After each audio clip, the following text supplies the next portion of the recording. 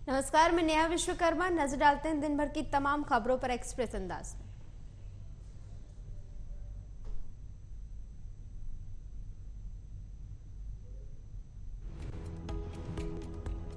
उत्तरकाशी के सिलक्यारा सुरंग की जियोलॉजिकल रिपोर्ट पर उठ रहे सवाल। सुरंग धंसने से 17 दिन तक फंसे थे 41 मजदूर।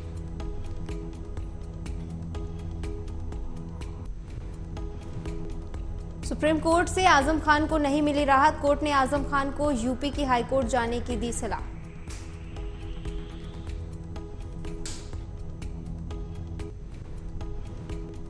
प्रधानमंत्री Narendra Modi world climate action summit में शामिल होने के लिए पहुंचे दुबई। भारतीय समुदाय में खासा उत्साह।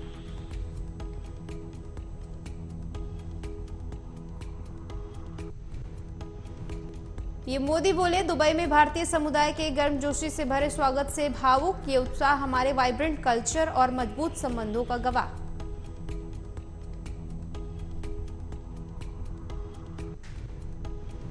पीएम बोले, G20 की मेजबानी के दौरान जलवायु का मुद्दा हमारी प्राथमिकता में सबसे ऊपर। नई दिल्ली के नेताओं की घोषणा में जलवायु कार्रवाई ठोस कदम में शामिल।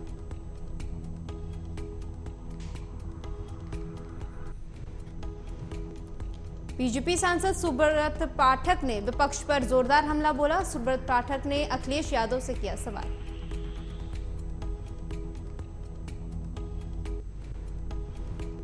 उन्होंने कहा, शिक्षक रहते हुए उनके पिता के पास करोड़ों और अरबों की संपत्ति कहां से आई। चाचा शिवपाल और आजम खान जांच एजेंसियों की रडार पर।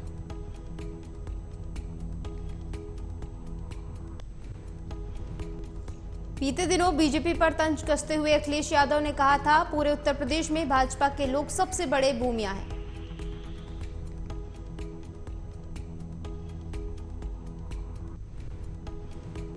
तीन दिसंबर को आएंगे चुनावी राज्यों के नतीजे। ज्यादातर एग्जिट पोल में बनती दिख रही बीजेपी की सरकार।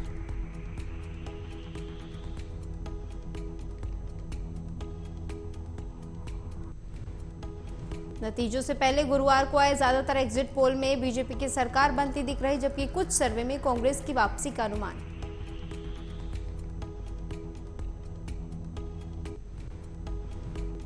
संभल से समाजवादी पार्टी के सांसद शफीकुर रहमान बर्क ने बुर्के में कैटवॉक करने वाली छात्राओं का विरोध करते हुए कहा, उन्होंने गलत किया, उन पर कार्रवाई होनी चाहिए।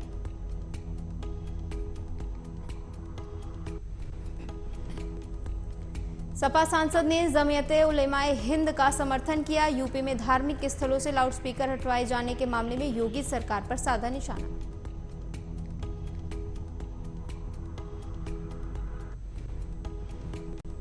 आगरा में मुंशी पन्ना के ठिकानों पर इनकम टैक्स की छापेमारी।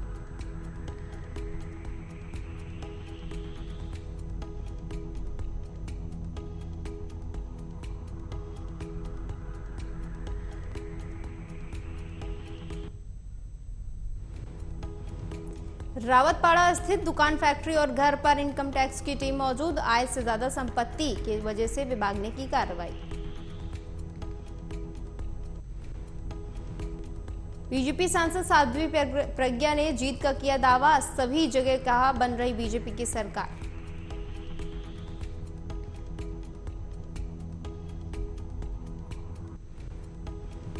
और दिल्ली एनसीआर में एक बार फिर से प्रदूषण के बढ़ी स्तर। सेंट्रल पॉल्यूशन कंट्रोल बोर्ड के अनुसार दिल्ली एनसीआर में हवा की गुणवत्ता बेहद खराब।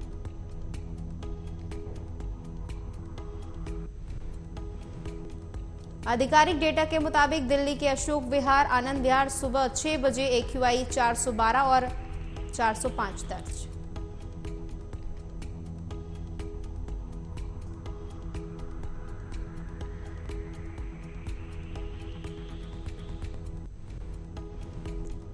सुबह की सैर के समय लोगों को सांस लेने में हो रही परेशानी। बीते दिनों बारिश की वजह से प्रदूषण से मिली थी राहत।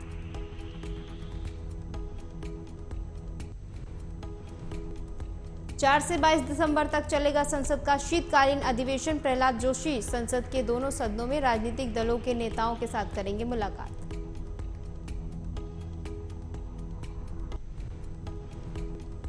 2 दिसंबर को सर्वदलीय बैठक। संसद पुस्तकालय भवन में होगी बैठक। 19 दिनों तक होगी 15 बैठकें।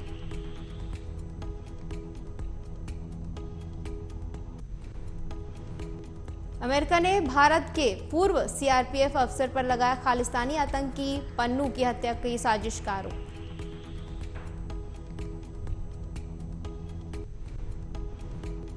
अमेरिका के मुताबिक अफसर ने निखिल गुप्ता नाम के भारतीय नागरिक को हत्या की प्लानिंग करने के लिए कहा।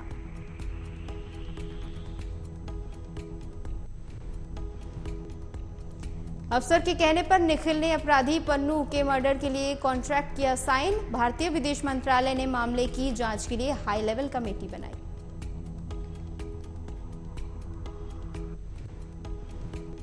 एक 156 प्रचंड हेलीकॉप्टर्स में 90 आर्मी को जबकि 66 एयरफोर्स को दिए जाएंगे। इन डील्स की कीमत करीब 1,10,000 करोड़ रुपए।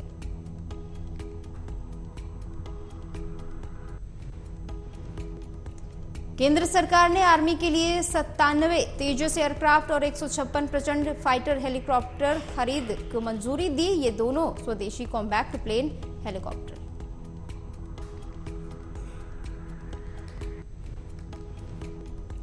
साल में अब तक कोटा में 26 छात्रों ने दी जान। प्रशासन ने सभी हॉस्टलों और पीजी में एंट्री हैंगिंग डिवाइस लगाने के दिए थे आदेश। फिर भी सुसाइड के मामले कम नहीं।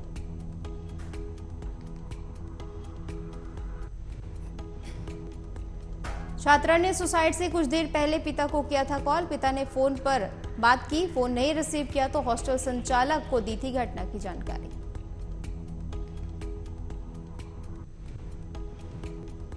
कोटा में 3 दिन के अंदर एक और नीट स्टूडेंट ने फांसी का फंदे से लटक कर जान दी। इससे पहले 27 नवंबर को पश्चिम बंगाल के एक स्टूडेंट ने की थी आत्महत्या।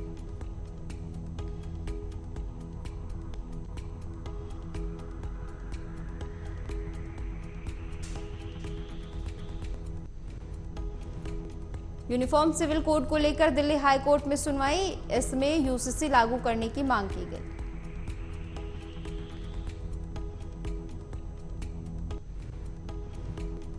वाराणसी के ज्ञानवापी मामले पर सुप्रीम कोर्ट में सुनवाई। यह मामला श्रृंगार गौरी की नियमित पूजा से जुड़ा।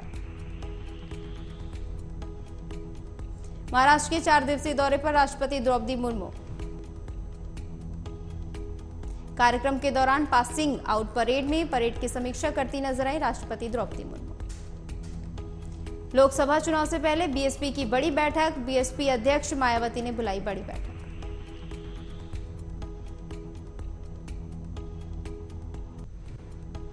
आगामी लोकसभा चुनाव को लेकर बैठक। यूपी उत्तराखंड के सभी पदाधिकारियों को बुलाया गया। चुनाव की तैयारियों को लेकर उम्मीदवारों के चयन पर चर्चा।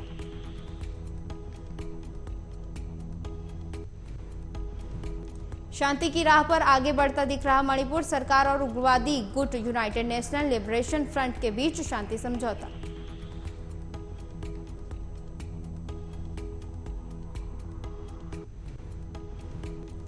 मणिपुर में सक्रिय और सबसे पुराने उग्रवादी गुट यूनाइटेड नेशनल लिबरेशन फ्रंट ने हथियार डालने का किया फैसला। समझौता पूरे पूर्वोत्तर में शांति के एक नए युग की शुरुआत करेगा।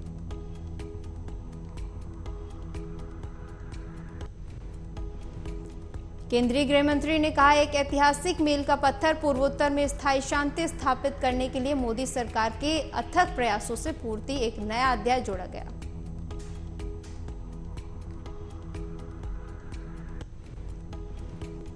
चीन में रहस्यमय तरीके से फैल रहे फ्लू के मामले को लेकर भारत सरकार की ओर से अलर्ट जारी। सरकार की ओर से जताई गई गंभीर चिंता।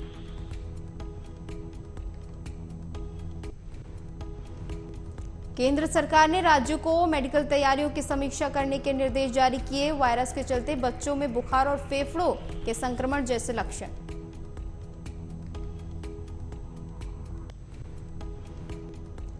विश्व स्वास्थ्य संगठन की ओर से रहस्यमय बीमारी के बारे में चीन से ज्यादा जानकारी साझा करने की मांग का बना वैश्विक मुद्दा।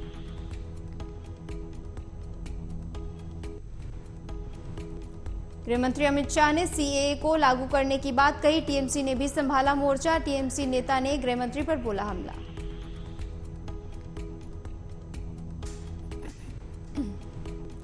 टीएमसी नेता ने कहा, जब कानून बन रहा था तो ममता बनर्जी ने कहा था सीएए को लेकर नहीं करनी चाहिए जल्दबाजी।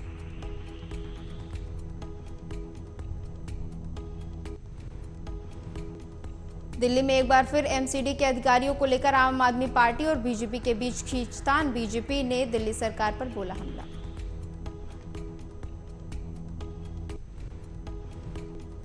राजस्थान से पाकिस्तान गई अंजू वापस भारत लौटी। भारत लौटने के बाद अंजू से सुरक्षा एजेंसियों ने पूछताछ की।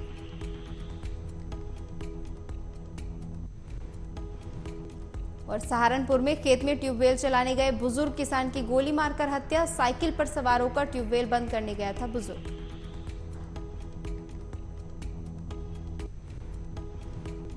सूचना पर पहुंची पुलिस ने शव को कब्जे में लेकर पोस्टमार्टम के लिए भेजा। सूचना मिलने पर पुलिस मामले की जांच में जुटी। सहारनपुर में पुलिस ने ट्रांसफार्मर के पुर्जे चोरी करने वाले 7 आरोपियों से मुठभेड़ के बाद उन्हें गिरफ्तार किया। आरोपियों के कब्जे से चोरी का सामान बरामद।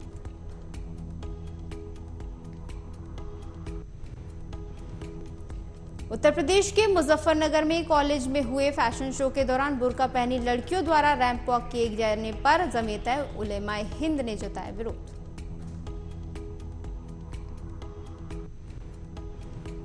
स्कूल प्रशासन ने सफाई देते हुए कहा, मौलाना का अपना अधिकार, उससे हमारा कोई लेना देना नहीं।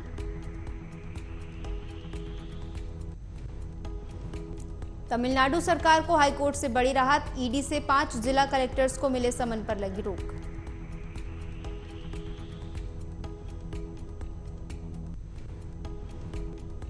और महाराष्ट्र सरकार को सुप्रीम कोर्ट से राहत। 12,000 करोड़ जुर्माने वाले एनजीटी के आदेश पर लगाई रोक।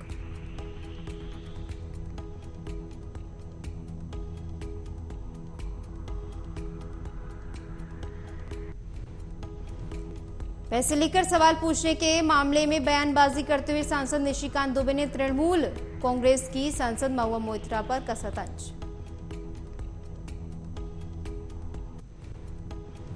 निशिकांत दुबे ने बिना नाम लिए किया सवाल। कहा कि दुबई में स्थित होटल में ठहरने का पैसा कहां से आया। $5,500 किस्तें जमा किए।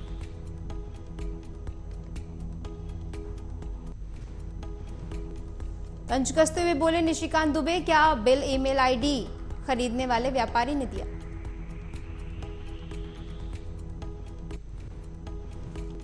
बीते दिनों मोइत्रा ने कारोबारी दर्शन हिरनंदानी से पैसे लेकर संसद में अडानी ग्रुप से जुड़े मुद्दे पर किए थे सवाल। मोइत्रा का संसदीय अकाउंट भी दुबई से किया गया था एक्सेस।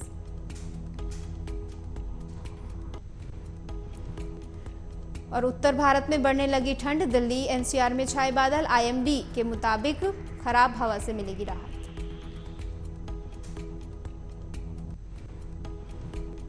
यूपी उत्तराखंड में बड़ी ठंड। पहाड़ी क्षेत्रों में बर्फबारी की जताई गई संभावना। आसपास के राज्यों में दिखेगा बर्फबारी का असर।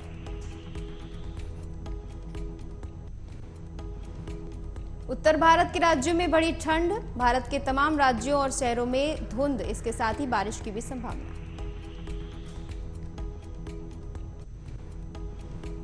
आईएमडी ने मुंबई, ठाणे, रायगढ़ जिले में अलग अलग स्थानों पर हल्की से मध्यम बारिश की जताई संभावना।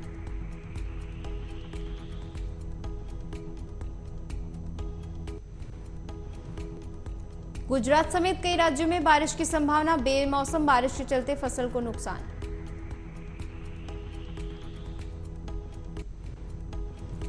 और सूर्य कुमार यादव की अगुवाई में भारतीय क्रिकेट टीम 5 मैचों की T20 सीरीज का चौथा मैच रायपुर में खेलेगी। पहली बार इंटरनेशनल मैच की मेजबानी कर रहा रायपुर।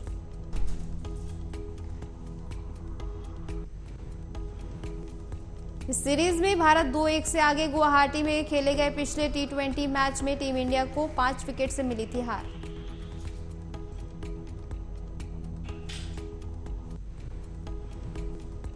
अनुराग कश्यप ने किया बड़ा खुलासा। प्रोजेक्ट बंद होने पर अनुराग कश्यप को लगा था गहरा सदमा। 2 बार आया हार्ट अटैक।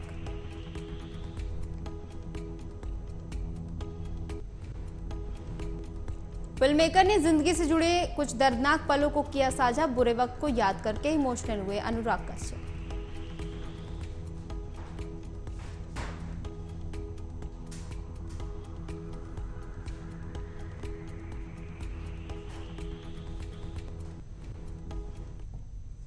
फिलहाल इतना ही। देश दुनिया की तमाम खबरों के लिए देखते रहिए AMV नेटवर्क। नमस्कार।